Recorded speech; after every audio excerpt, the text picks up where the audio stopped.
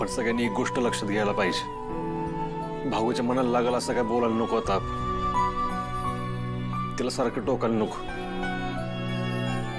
काय काय काय मार्ग स्वतःला शोधायला लागतात, तिचा मार्ग तिला शोधू देऊ आपण.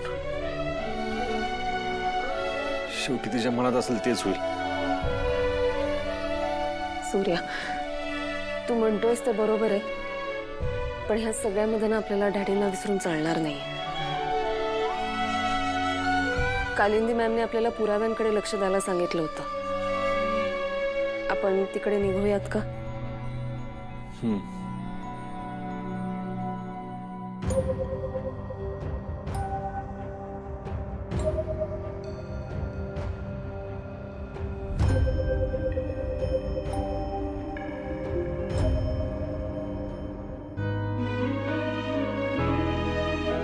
काय मागे लागले माझ्या सूर्याच्या? बाहेरची लढाई लढता लढता आता हे घरातल्या वादळाला तोंड द्यायचे त्याला. देवी आई, माझ्या पोराला ताकद दे. बोला अंबे माता की जय.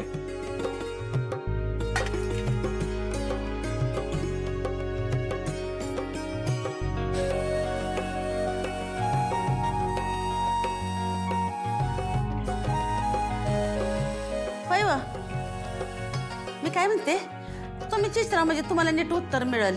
म्हणजे नवरात्रामध्ये सुखी संसारासाठी काय पाळणार आहेस का नाही, हे इतर बायका पाळतात म्हणून म्हणलं. नानी, अहो असं काय म्हणताय? मी कधी तुम्हाला सरळ उत्तर दिलं नाही. ह्या नवरात्रीत मी 9 दिवस बिना चपलेची राहणार आहे. वा, बघितलंस? तुम्ही तर असं काय कधी पाळलं का? ओ, तुम्ही शांत बसा.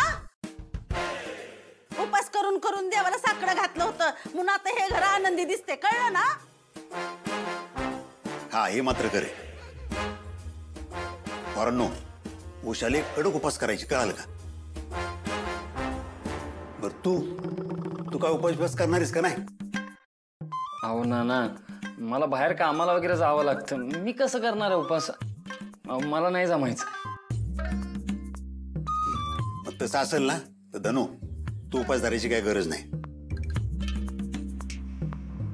उपास धरायचा तर दोघांनी एकमेकासाठी धरायचा, नाही तर कोणी धरायची गरज नाही. वा, काय चांगलं शिकवताय सुनाला. अहो एकतरी कुठली गोष्ट चांगली शिकवा की जरा. आणि ही अशी वागत राहिली तर घरात लक्ष्मी कशी येईल? व कुठल्या सणाला उपास करायचा नाही, कुठली गोष्ट पाळायची नाही. उश्या, संसाराचा गाडी एकट्याने वाढायचा नसतो.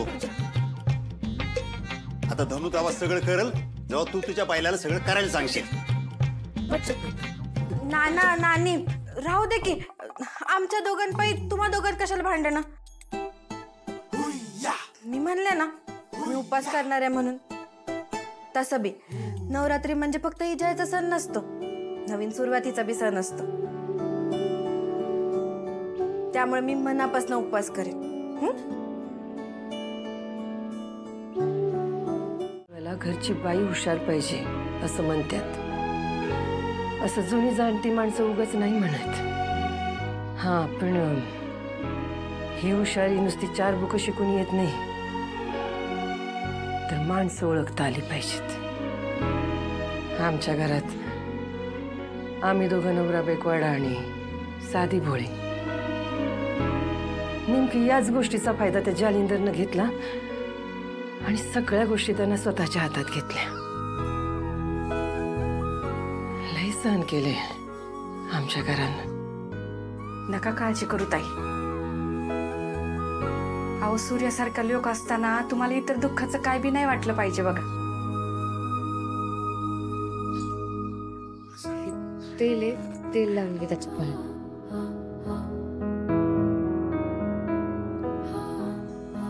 तुझा आवाज ऐकून कसे डोळे उघडले बघ. तुझ्या आवाजाची सवय झाली त्याला आता.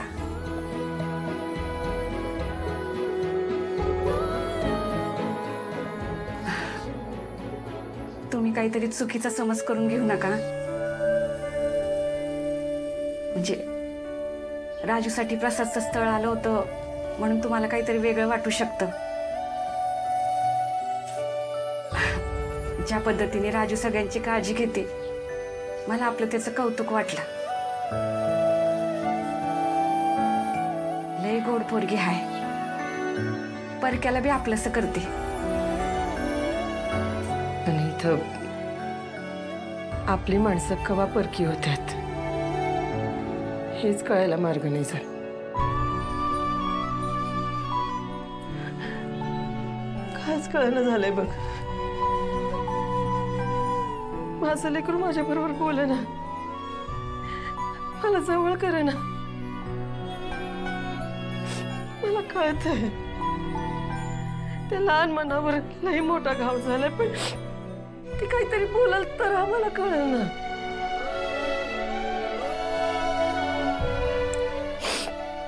परिस्थिती येळ नाती कधी बदलत्या कुणालाच कळत नाही.